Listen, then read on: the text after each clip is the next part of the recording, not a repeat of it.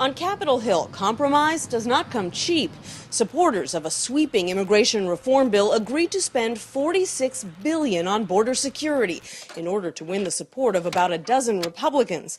Senator Bob Corker appeared on Face the Nation. It certainly should put to rest any issue regarding border security, a doubling 20,000 new Border Patrol agents. That would double the number of Border Control agents from 20,000 to 40,000 at a cost of $30 billion. $6.5 billion would be used to complete 700 miles of border fencing, and $1.5 billion more would be used to purchase surveillance equipment, including infrared cameras and unmanned drones.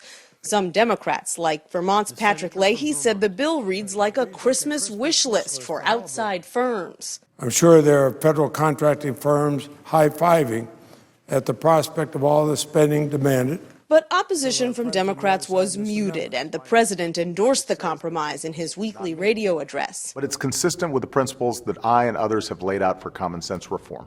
Republicans who normally balk at big spending say this is different because it would be paid for by fines charged to undocumented workers who, if the reform bill becomes law, will now be allowed to seek citizenship.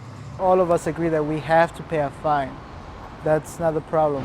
25-year-old Luis Aguilar crossed the border with his family 17 years ago.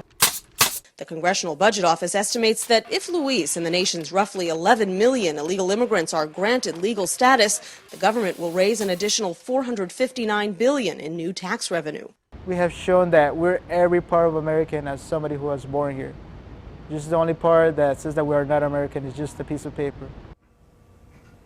If the political coalition holds, the immigration reform bill has a chance to pass the Senate with a big bipartisan majority, maybe 70 votes. Supporters are hoping that will put pressure on Republicans in the House, who have shown less interest, Jeff, in immigration reform plans that include any kind of pathway to citizenship. Nancy Cordes, thank you very much.